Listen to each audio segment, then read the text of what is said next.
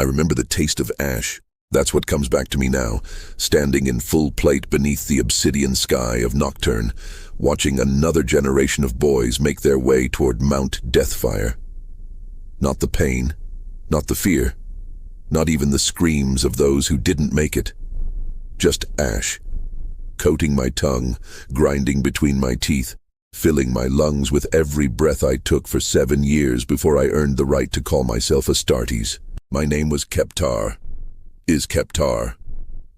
The name didn't change when my skin turned black as the void between stars, when my eyes began to glow like coals in a forge. But the boy who carried that name into the trials, he died on Nocturne. He had to. We all do. Let me tell you how. I was 6 years old when Brother Sergeant Duragon came to my father's forge in Hesiod. I remember his shadow falling across the anvil, impossibly large, blotting out the perpetual twilight that passes for day on our world. My father's hammer stopped mid-strike. In the silence that followed, I could hear the distant rumble of Mount Deathfire, 40 miles away, but never silent, never sleeping. "The boy," Duragon said. His voice was like stone grinding against stone. My father nodded once, just once. His hands were shaking, hands that had worked molten metal for 30 years without tremor. "He is worthy? We shall see." Duragon's burning eyes found mine. "Boy, come here." I walked forward. What else could I do? On Nocturne, when the Salamanders call, you answer. They are our protectors, our heroes, our gods made manifest in black skin and emerald plate. They live among us in the sanctuary cities, walking the same streets, drinking from the same wells. But they are not us. They have never been us. They are what we might become if we're strong enough, if we're worthy enough, if we're willing to pay the price. Duragon knelt, bringing his face level with mine. Up close I could see the tiny cracks in his skin like cooling lava. I could smell sulfur and machine oil and something else, something that smelled like burning metal and tasted like fear on the back of my tongue.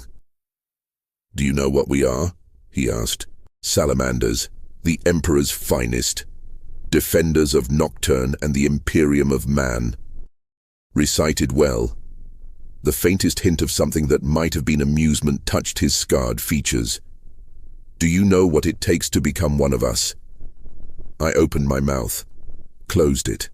My father had told me stories, but stories are just words. How do you explain a volcano to someone who's never felt the heat? "No," I admitted. "Good. Honesty is the first requirement." He straightened, towering over me again. "You will come to the forges beneath our chapter house. You will learn. You will work. You will be tested in ways that will make you pray for death. And if you survive, if the trials don't break you, if Nocturne doesn't claim you, if the gene seed accepts you, you will become something more than human.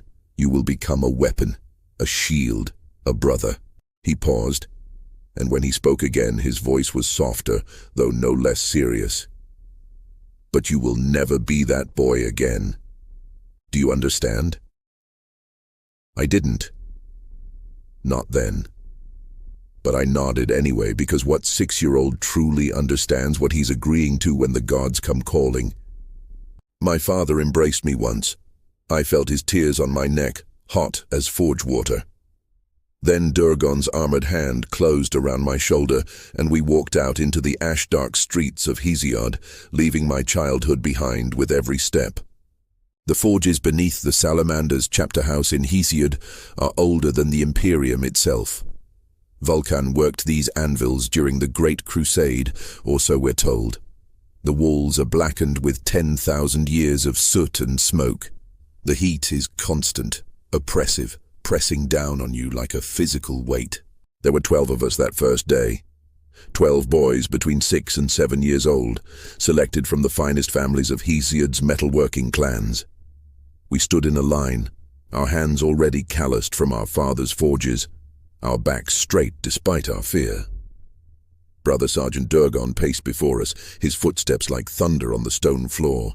"You are here because you showed promise," he said. "Strength, intelligence, discipline. But promise means nothing on Nocturne. Only results matter. Only survival counts.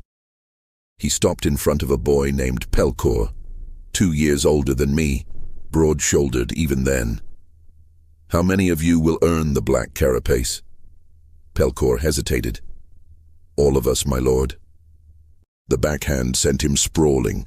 Not hard enough to break bones, a salamander's full strength would have torn his head from his shoulders, but hard enough to split his lip and teach a lesson. Lies earn beatings. Try again. Pelkor struggled to his feet, blood dripping from his chin. I don't know, my lord. Honest ignorance is acceptable. Here is the truth. If 3 of you survive to become scouts, that will be considered a successful generation. If 1 of you lives long enough to earn your full battle plate, the chapter will count itself fortunate. Most of you will die. This is not a guess. This is not a threat. This is mathematics. He let that sink in, watching our faces. I tried to keep mine blank, the way my father did when testing the temper of a blade. Show nothing. Feel everything, but show nothing. The weak will be consumed by Nocturne's trials. The cowardly will flee and die in the ash wastes. The unworthy will fail the gene seed integration and die screaming on the apothecarian slabs. This is the way it has been since Vulcan first walked among our people. This is the way it must be. Durgon's eyes swept across us, burning with an intensity that had nothing to do with the forges. You will spend the next 7 years in this place. You will learn to work metal. You will learn to fight. You will learn to survive. And when you are 13, when you stand at the threshold of manhood, you will face the trials that separate the aspirant from the Astartes. Most of you will not see that day. Those who do will pray you hadn't. He smiled then, a terrible expression on that transhuman face. Welcome to the Salamanders. Begin. The first year, none of us died. We worked the forges from first light, such as it was, filtered through Nocturne's perpetual ash clouds, until well past dark. Our hands blistered, bled, calloused over and blistered again. We learned to shape iron, to fold steel, to work the precious adamantine that Nocturne's volcanic upheavals brought to the surface. Durgon was patient but exacting. A blade that was 99% perfect was a failure. A weld that held under 99 tons of pressure would fail under 100. And on the battlefield, that failure meant a brother's death. "The metal knows," he would say, examining our work with eyes that missed nothing. "It knows when you were tired. It knows when you were distracted. It knows when your will faltered. And it remembers. Under stress, it will fail you exactly where and when you failed it." We also learned to fight, not the sophisticated martial arts of the Astartes. Our bodies were still too young, too fragile for that. But we learned to hurt and be hurt. We learned that pain is just information, that fear is just another enemy to overcome. We learned to take a punch and give one back harder. Mostly, we learned what it meant to be brothers. Pelkor became my closest companion. The boy Durgon had struck that first day never made the same mistake twice. He was steady, reliable, strong as a young Sarok. When I struggled with the heavier hammers, he would help me. When he couldn't grasp the finer details of metallurgical formulas, I would explain them. There was also Morgan, quick and clever, who could pick any lock in the chapter house. Telion, who rarely spoke, but whose blades were always the sharpest. Jurgen, who told jokes even when Durgon beat him for it, because someone had to laugh or we'd all go mad. We were children playing at being warriors, too young to truly understand what we were being prepared for. The second year, Jurgen died. It happened during the Scorian hunt. Durgon had taken us out into the Scorian plain, a vast expanse of ash desert northeast of Hesiod, where massive herds of Sorok grazed on the strange lichens that grew in Nocturne's toxic soil. We were hunting Sahurk, the 6-legged predators that stalked the herds. You will work in pairs, Durgon instructed. Track the creature, coordinate your attack. One to draw its attention, one to strike. If either of you fails, both die. Welcome to being a battle brother. Jurgen and Telion drew the first hunt. They moved out across the ash dunes, barely visible in the perpetual twilight. We watched from a rocky outcropping, Durgon's armor painted with ash, to dull its shine. I never saw what went wrong. One moment, Jurgen was crouched behind a lava rock formation, his blade ready. The next, he was screaming, a sound that cut through the rumble of distant volcanoes and the low moan of the ash wind. The Sahark had doubled back.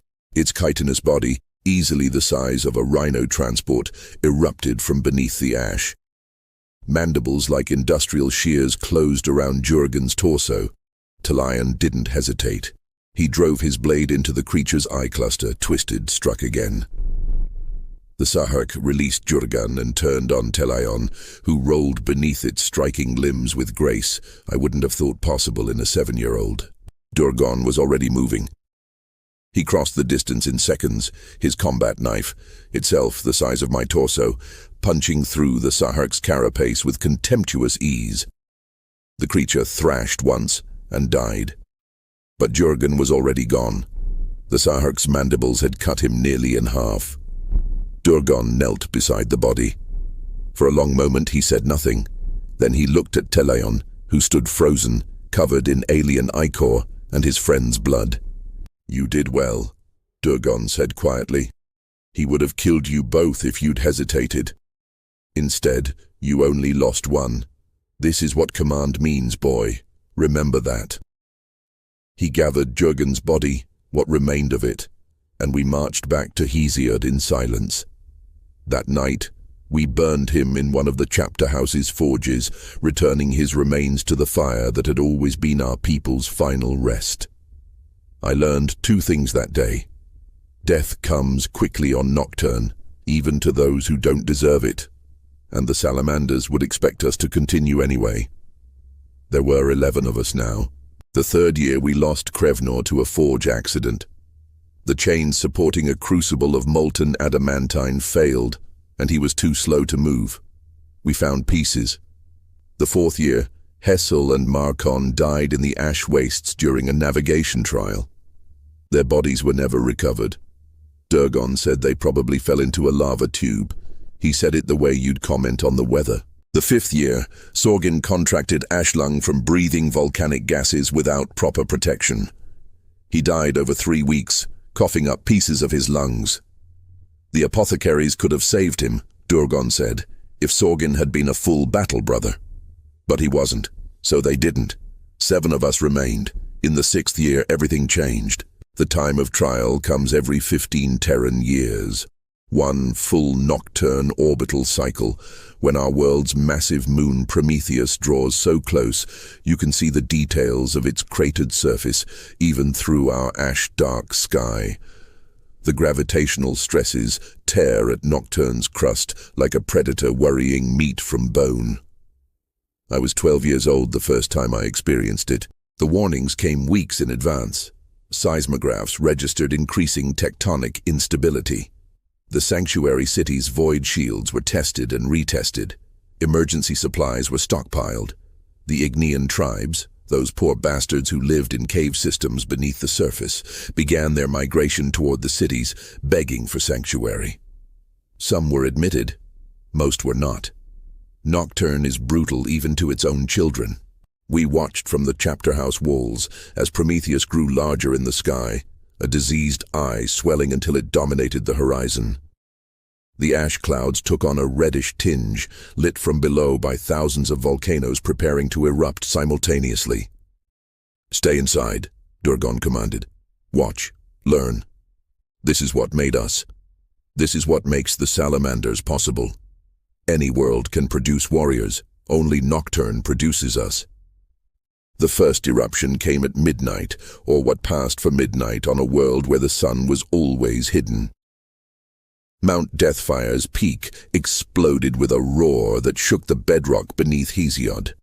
Within an hour, every major volcano on the continent was erupting.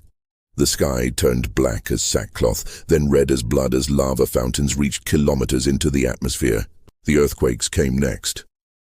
I watched the sanctuary city's walls flex and groan under stresses that would have leveled any normal fortification. But these walls were gifts from the Emperor himself, reinforced with void shields and constructed from adamantium. They held. Outside, the world was ending, Through the observation ports, I saw the ash wastes heave and buckle. Massive fissures opened, swallowing everything near them. Lava flowed in rivers, creating new geography in hours. The heat was incredible. Even inside our shielded walls, the temperature climbed until breathing felt like inhaling from a furnace. And then the Igneans came. Thousands of them, streaming toward Hesiod's gates, begging for sanctuary. Families, children, elders, all of them desperate, all of them knowing they had nowhere else to go. The gates opened, but not wide enough, not fast enough. The void shields had to be maintained, the wall's integrity preserved. Only so many could be allowed inside. I watched a mother lift her child toward the gates, screaming for someone, anyone, to take him. A salamander, I didn't recognize which brother, reached down and pulled the child to safety. The mother was crushed seconds later when the crowd surged forward and the gates began to close. "This is Nocturne," Durgon said beside me. His voice was flat, emotionless, but his hand, resting on the parapet, was clenched so tight I could hear his armor's joints grinding. "This is the price we pay for the wealth beneath our feet.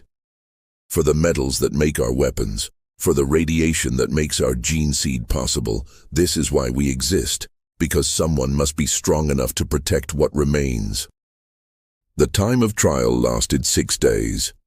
When it ended, the volcanic winter began, a quarter year of darkness and cold as Nocturne's ash clouds blotted out what little sun we had. Crops failed, food supplies dwindled, people died.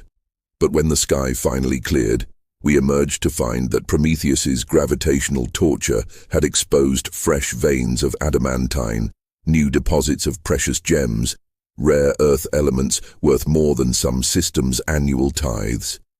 Death and wealth inextricably linked. That's Nocturne. That's home.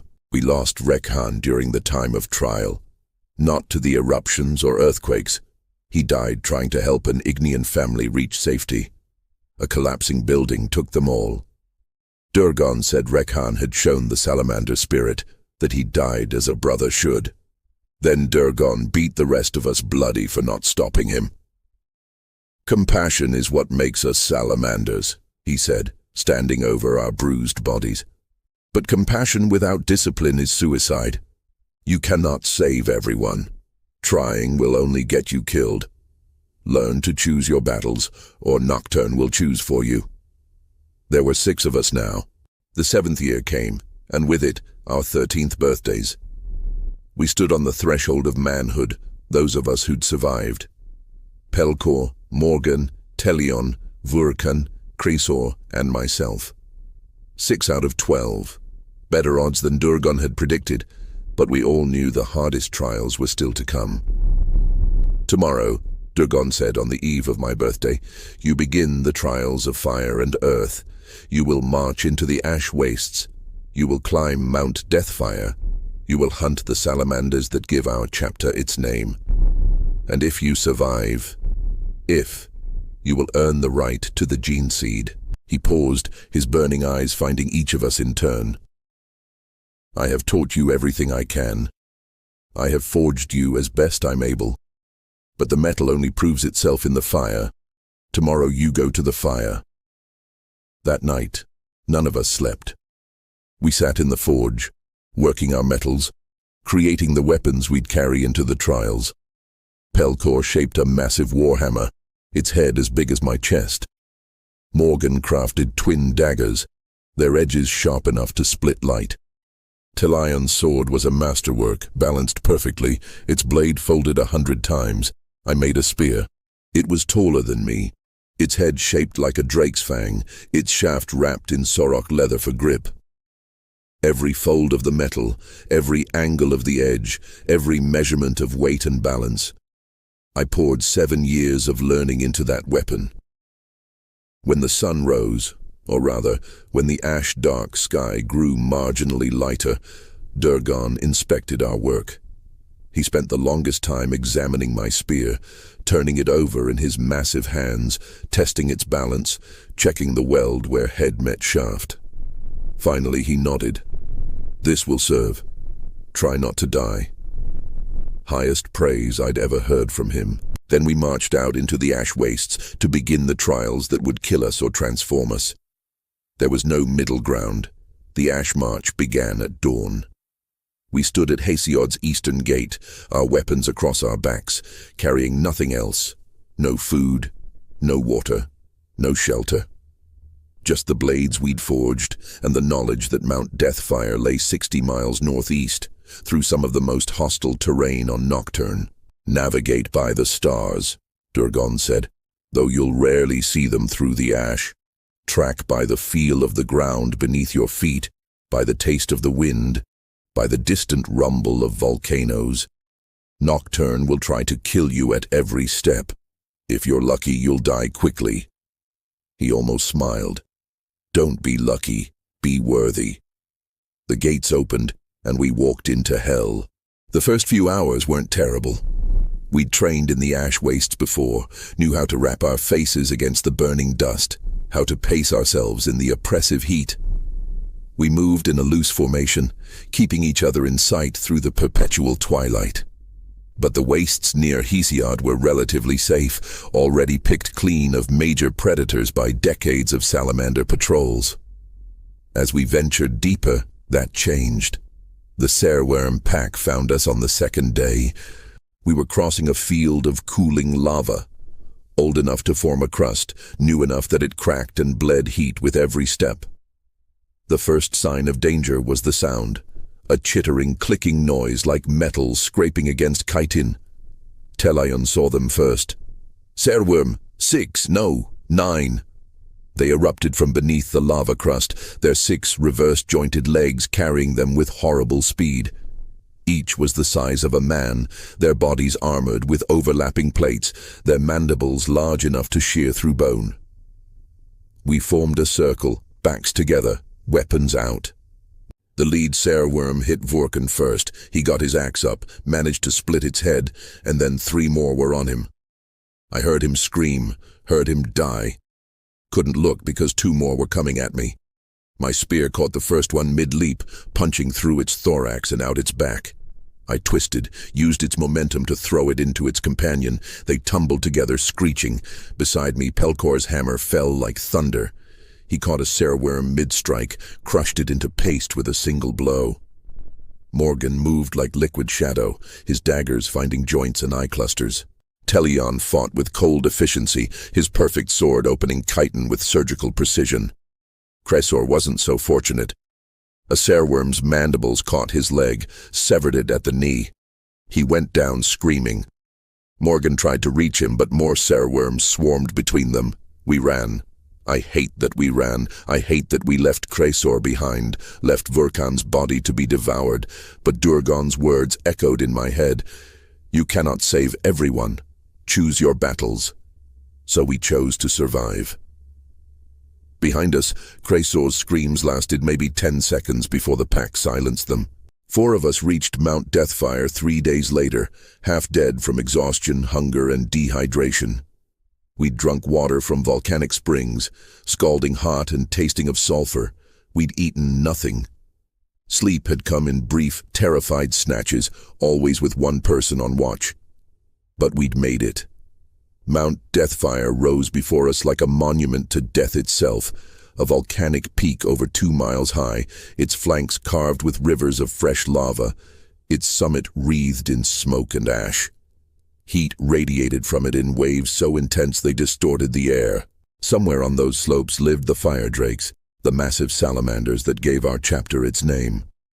Creatures from Nocturne's prehistoric past, with hides like emerald steel and blood that burned like promethium.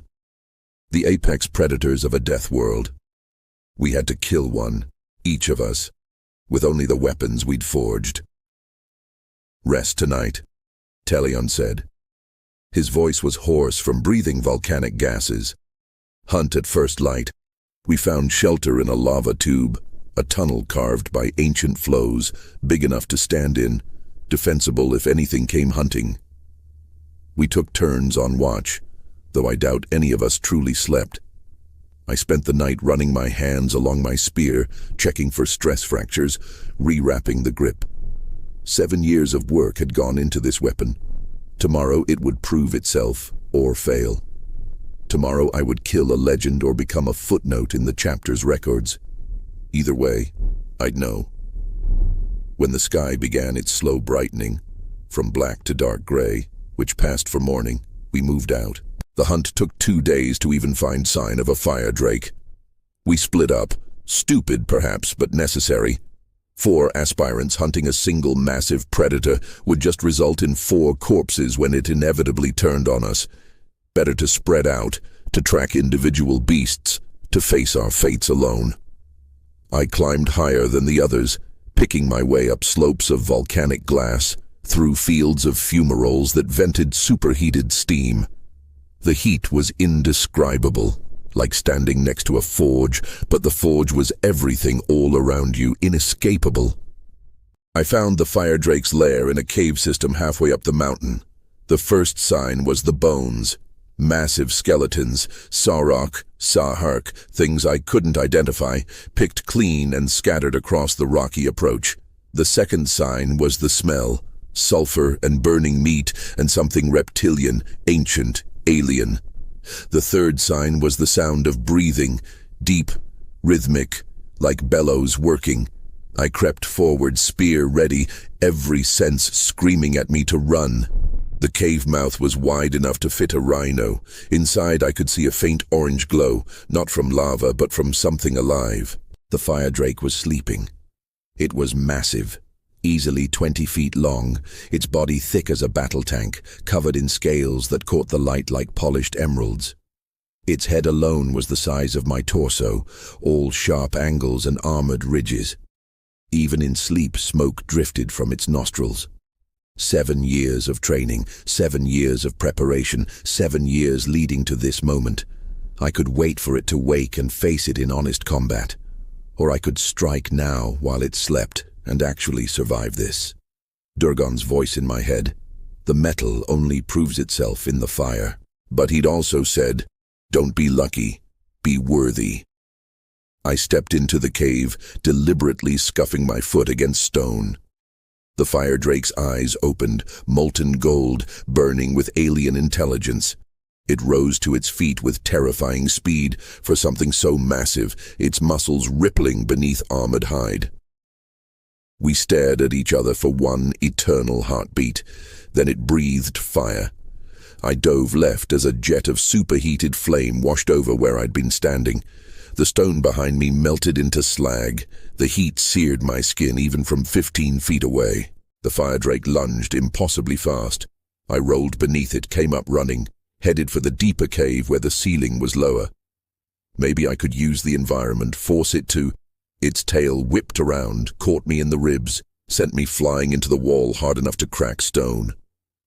Or maybe that was my ribs. Hard to tell. I struggled to my feet, tasting blood. The Firedrake was coming again, methodical, not rushing. It knew it had me cornered. Knew I was prey. My spear felt absurdly small in my hands. How was I supposed to pierce that hide? The scales looked thick as ceramite, overlapping like the finest armor. Every vulnerable point, eyes, joints, softer belly scales, was guarded by its combat posture. The metal knows, Durgon had said. It knows when your will faltered. My will hadn't faltered when I forged this spear. I'd poured everything into it, every lesson, every failure, every loss. Jurgon's death, Vurkan's death, Krasor's screams, all of it went into the metal. The Firedrake charged. I didn't run. I set my feet, lowered my spear, and met it head-on. The impact should have killed me. The Firedrake's mass alone, several tons of muscle and armored scale, should have turned me into paste. But I angled the spear just right, caught it in the soft tissue beneath its jaw, used its own momentum to drive the blade deep. We went down together, rolling, the Firedrake thrashing. Its claws raked my chest, laid my skin open to the bone. Its tail whipped around, nearly took my head off. Its blood, thick and burning like liquid fire, sprayed across my face, my arms, eating through my clothes and searing my flesh. But I held on. I gripped that spear with everything I had, twisted it deeper, drove it up into what I hoped was something vital.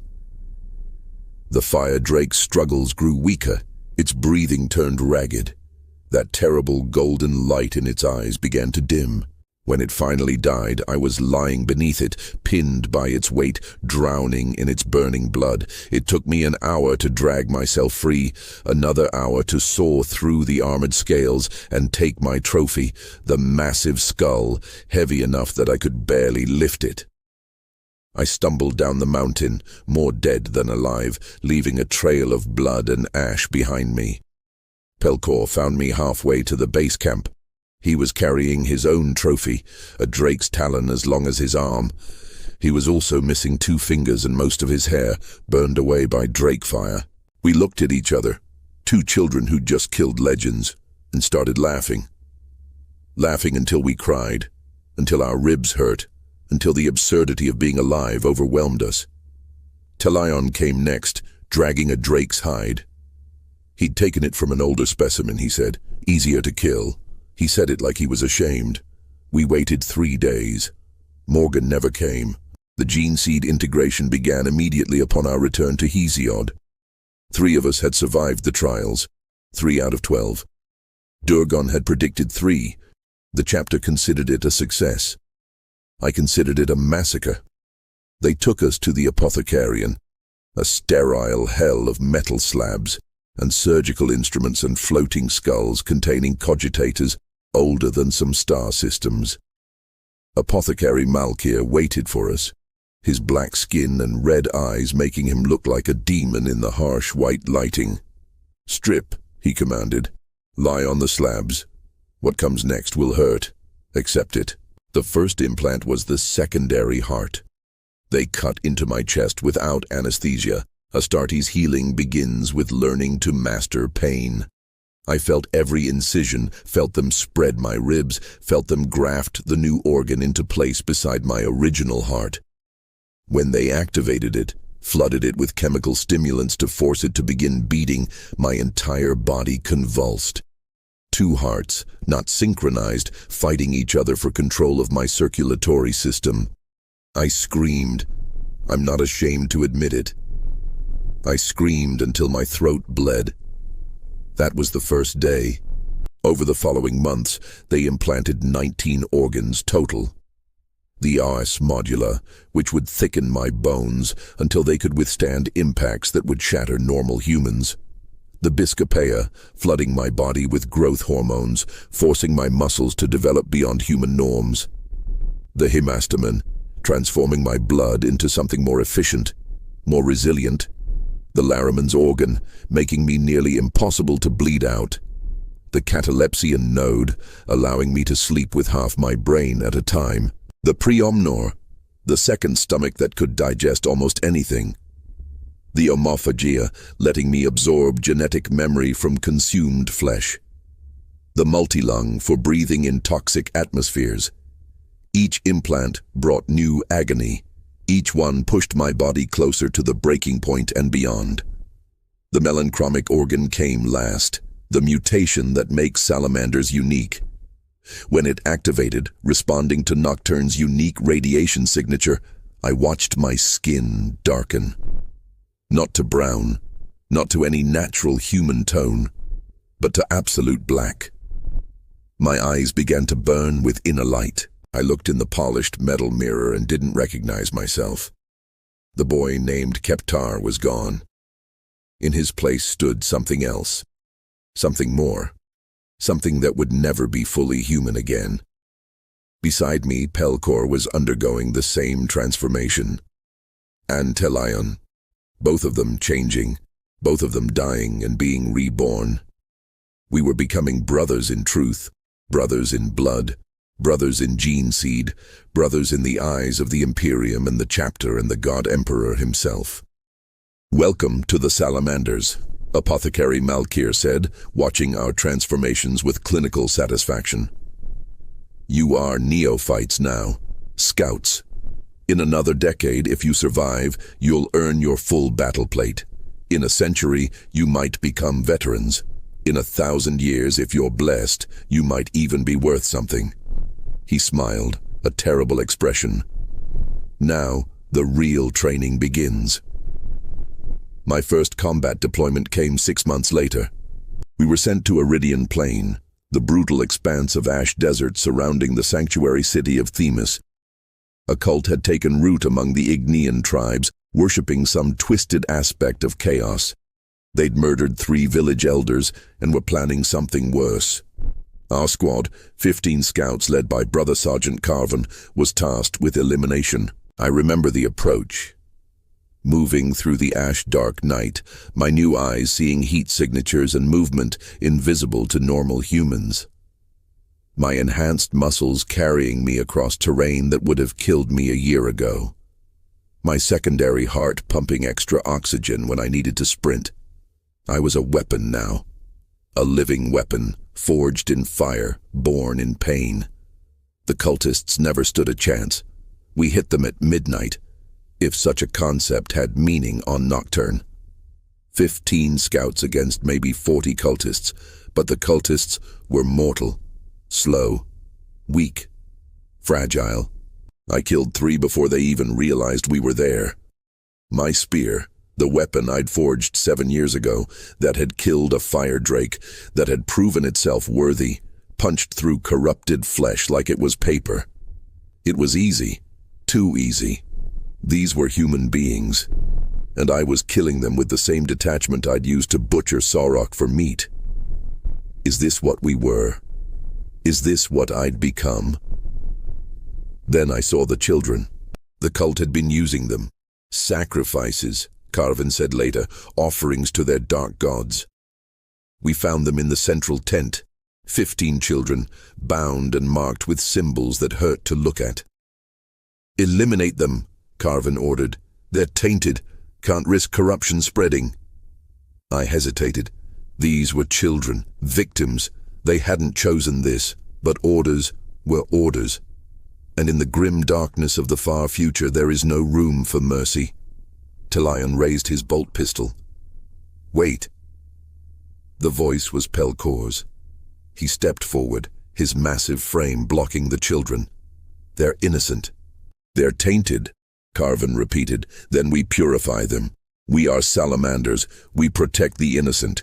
That's what makes us different from other chapters. That's what Vulcan taught." The silence stretched. Carvin's hand moved to his weapon. Then slowly he nodded. "Bring them back to Themis. Let the chaplains examine them. If they can be saved, we save them. If not..." He didn't finish the sentence. We brought them back. Of the 15 children, 12 survived the purification rituals. 12 children who would have died if Pelkor hadn't stood up, hadn't remembered who we were supposed to be. That night I understood what it meant to be a salamander. We were warriors, yes, weapons certainly, but we were also shields, protectors. The Emperor's wrath tempered with his compassion. It's a thin line to walk, a razor's edge, but it's our edge. It's what makes us worthy of the fire. 10 years have passed since then. I wear full battle plate now, Mark 7 power armor painted in the chapter's emerald green, trimmed with gold. My left shoulder bears the Salamander's symbol, a drake's head wreathed in flame. My right displays my squad designation. I stand 2 heads taller than normal humans. My skin is black as the void. My eyes burn with inner fire. I can crush skulls with my bare hands, survive falls that would kill anyone else, fight for days without rest. I am a walking weapon, a monument to transhuman enhancement and the Emperor's vision. And yet, I still remember the taste of ash. Still remember my father's calloused hands. Still remember Jurgon's jokes, Vurkan's courage, Morgan's quick smile. I remember who I was before the trials, before the gene seed, before the transformation. That's what makes us salamanders. We remember. I watch the new aspirants beginning their journey in the forges below, 12 of them, their hands blistering on hammers, their faces set with determination they don't understand yet. Most of them will die. This is mathematics. This is Nocturne. But those who survive, those who prove themselves worthy of the fire, they'll become something more, something necessary, something that stands between humanity and the darkness. Brother Sergeant Durgon stands beside me, older now, scarred from 100 battles. He's trained 3 more generations since mine, watched 36 children enter the trials, welcomed 9 as brothers. Do you regret it? I ask him. It's a question I've never dared voice before. He's silent for a long time. Below, one of the aspirants drops a hammer, and the instructor beats him for the clumsiness. Every day, Durgon finally says, every single day I regret what we must do, what we must become, what we force them to become. He looks at me, his eyes burning in the darkness. And I would do it again. Every time. Because someone must stand in the fire. Someone must be strong enough to protect what remains. That is our burden. That is our pride. That is the promise Vulcan made when he chose to stay with us, instead of following his brothers to the stars. He places a hand on my shoulder, massive, armored, capable of crushing stone. You understand now, don't you? What it means to be a salamander. I look down at the aspirants, at these children who don't know what they're signing up for, who can't possibly understand the price they'll pay. I think of all my dead brothers, all the boys who didn't make it, all the screams, all the blood, all the nights spent wondering if I'd see another dawn. I think of the civilians we've saved, the children we've protected. The difference between a salamander and any other Astartes, that tiny sliver of humanity we maintain even after everything else has been burned away. Yes, I say. I understand. Good. Durgon nods. Because tomorrow you take over training. These are your aspirants now. Teach them, forge them. Try not to break them. He pauses.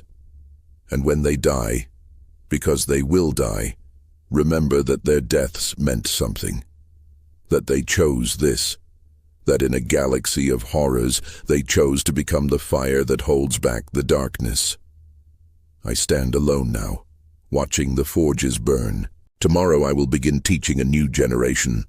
I'll show them how to fold steel, how to survive in the ash wastes, how to hunt the predators that hunt them. I'll watch them grow, learn, struggle. And I'll watch most of them die. This is the brutal life of salamanders on Nocturne. This is what it means to be forged in fire. This is the price we pay, the burden we carry, the duty we accept.